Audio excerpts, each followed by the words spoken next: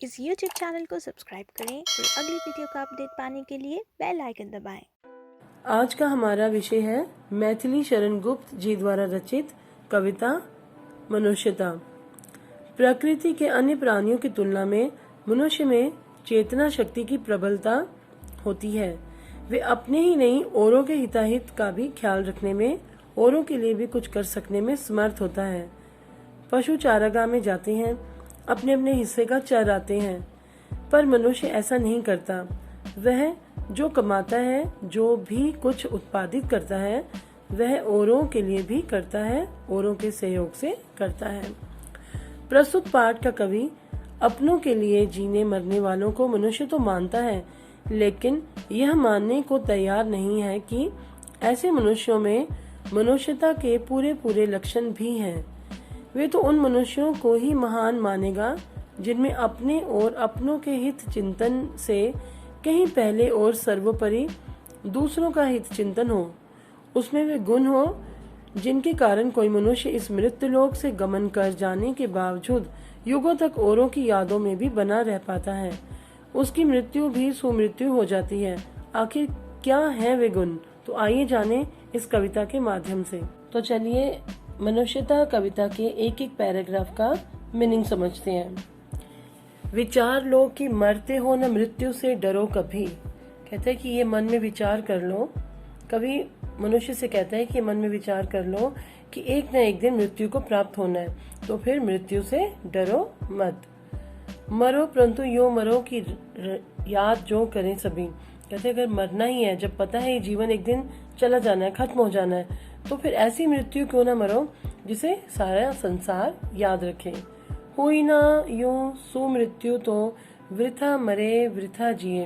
कहते अगर सुमृत्यु होता है अच्छी मृत्यु, अगर अच्छी मृत्यु नहीं हुई मतलब किसी पर उपकार करते हुए, किसी का भला करते हुए अगर मृत्यु नहीं हुई तो वृथा होता है बेकार, तो मरना भी बेकार तो और साथ में जीना भी बेकार है।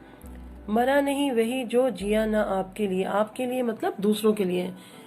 कहते कवि कि जिसने दूसरों की भलाई नहीं की या दूसरों का भला करते हुए जिसको मृत्यु नहीं आई, या मतलब अपनी मृत्यु से पहले जो किसने दूसरों पर उपकार नहीं किया, किसी का भला नहीं किया, तो उसका मरना मरना नहीं है। वही पशु प्रवृत्ति है कि आप ही चरे।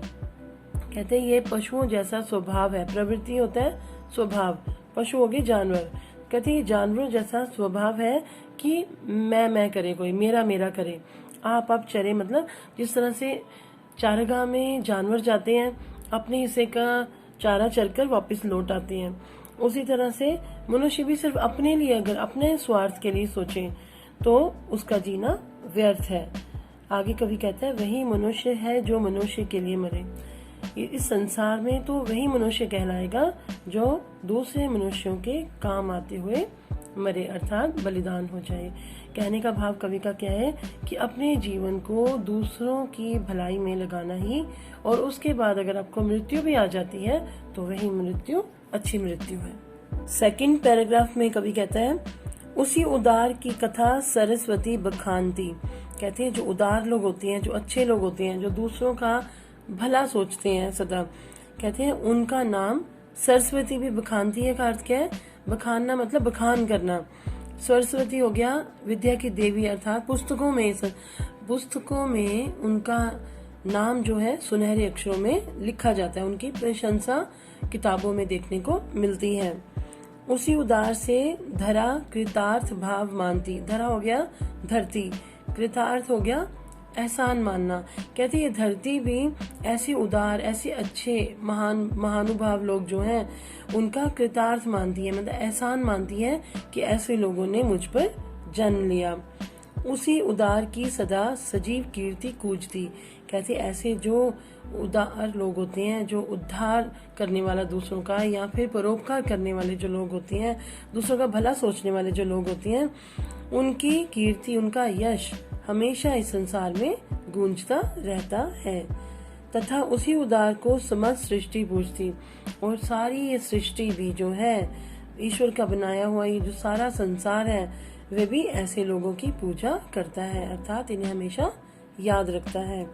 अखंड आत्म भाव जो असीम विश्व में भरे, कहते हैं ऐसे ना खंडित होने वाले, अखंड मीन्स ना खंडित होने वाले अनेकों आत्माएं हैं जो इस असीम हो गया सीमाहीन, विश्व हो गया संसार, जो इस सीमाहीन संसार में भरी पड़ी हैं।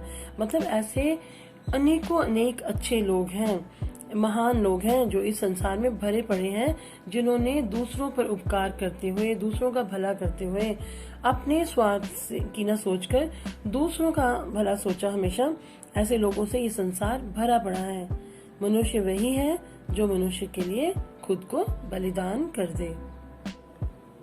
थर्ड पैराग्राफ देखते हैं। शुद्धार्थ रतिदेव ने दिया करस्त थाल भी। करस्त होता है, कर हो गया हाथ, करस्त हो गया हाथ में पकड़ा हुआ, थाल मतलब भोजन का थाल। रतिदेव एक परम दानी राजा थे। शुद्धार्थ हो गया भूख से व्याकुल। इसके पीछे कथा है कि जो रतिदेव राजा थे उनके देश में अकाल पड़ गया था, और अकाल पड़ने के कारण उन्होंने अपने सारे भोजन के भंडार, अनाज के भंडार, धन दौलत के भंडार सब खोल दिए थे अपनी जनता के लिए। लेकिन अकाल खत्म होने पे ही नहीं आ रहा था, लोगों में त्राही त्राही मची हुई थी। तो कहते हैं एक दिन 3 दिन से भूख से व्याकुल जो रतिदेव राजा थे, वे अपने महल में जैसे ही भोजन का थाल लेकर भोजन करने बैठे, वैसे उनके द्वार पर एक भूखा इंसान आकर खड़ा हो गया। तो उन्होंने अपना वे थाल जो था भोजन का, खुद भूखे होते भी उसे दे दिया। तो ये एक चरम सीमा थी दानशीलता की।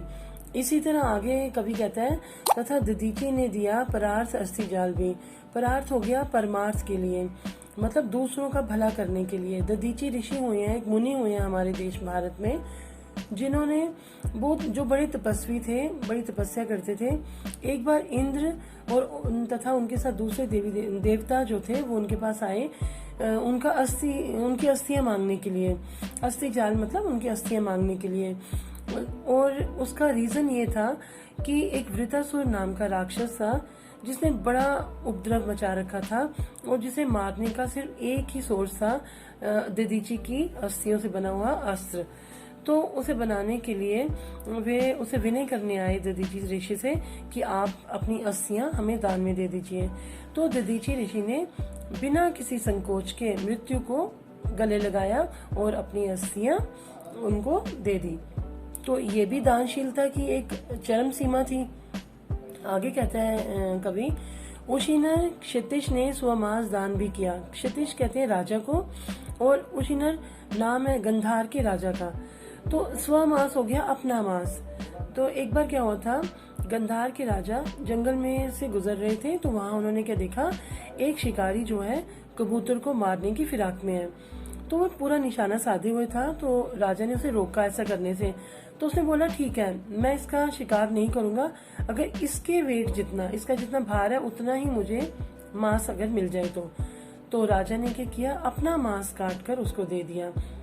तो आगे कहता है, सहर्ष वीर कर्ण ने शरीर चर्म भी दिया। शरीर चर्म हो गया कवच और कुंडल, जो कर्ण के पास थे, जो पैदा होते ही जन्म के साथ ही उसके साथ थे।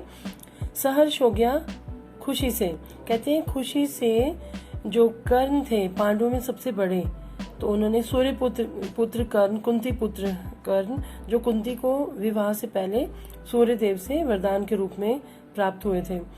तो उस कर्ण ने अपना शरीर चर्म भी दान कर दिया। कहने का भाव क्या है कि जो कर्ण थे वे बड़े दानशील थे। उनकी दानवीरता को जानते हुए महाभारत के युद्ध में अर्जुन और कर्ण में से कोई एक धनुर्धर बचेगा, किसी एक की जीत होगी। तो इसलिए जो ये था इंद्र भगवान थे, वे ब्राह्मण का रूप धारण करके आए थे कि कर्ण से उसके कवच कुंडल मांगने के लिए। तो कर्ण को पता था कि ये इंद्र देवता जो ब्राह्मण का रूप धारण करके आए हैं, क्योंकि एक दिन पहले सूर्य देवता ने कर्ण को सपने में ये बात बता दी थी कि इस तरह से तुम्हारे पास इंद्र देवता आएंगे, पर तुम उन्हें अपना कवच कुंडल मत देना। लेकिन कर्ण ने थोड़ी भी हिचकिचाहट नहीं की देने में, क्योंकि वे जानते थे कि एक दिन तो इस शरीर ने खत्म हो जाना है, तो फिर उसके लिए ये हम इतना लालच क्यों करें, मरना तो है ही है। देखो आगे कहा है, अनित्य देह के लिए अनादि जीव क्या डरे। तो उन्होंने, कवि कहते हैं कि अपने मन में ही सोचा होगा उस समय उन्होंने कि ये देह जो है, देह मतलब शरीर, अनित्य है, मतलब एक दिन नश्वर है, खत्म हो जाना एक दिन। तो इसके लिए अनादि जो मतलब अमर होने वाला जो जीव आत्मा है, वे क्यों डरे? जब एक न एक दिन नाश होना ही है, तो फिर उसके लिए किसी के लिए अच्छा उपकार करके, किसी के लिए भला करके, किसी को सुख पहुंचाकर क्यों न जाया जाए। तो कवि कहता है कि मनुष्य वही है जो मनुष्य के लिए खुद को बलिदान कर दे। नेक्स्ट है, सहानुभूति चाहिए महाविभूति है यही। कहते हैं आप सहानुभूति चाहते हो दूसरे की, दूसरे आपका भला करें, दूसरे आपके लिए अच्छा करें, आपको सुख पहुंचाएं, ये बहुत अच्छी बात है। मतलब महाविभूति वैसे होता है बहुत भारी पूंजी है, लेकिन यहाँ आप दोगे कि ये बहुत अच्छी बात है, ये सराहनीय बात है कि आप दूसरों से सहानुभूति चाहते हो कि दूसरे आपके लिए अच्छा करें, आपका भला करें। वशीकृता सदैव है बनी हुई स्वयं मही। मही होता है धरती, स्वयं मीन्स अपने आप, वशीकृता मीन्स वश में रहने वाली, सदैव हो गया सदा, हमेशा। कहती है आप देखते हो कि जो धरती है वे सदा से ही, हमेशा से ही मनुष्य के अधीन, उसके वश में रहने वाली बनी हुई है। ये क्यों?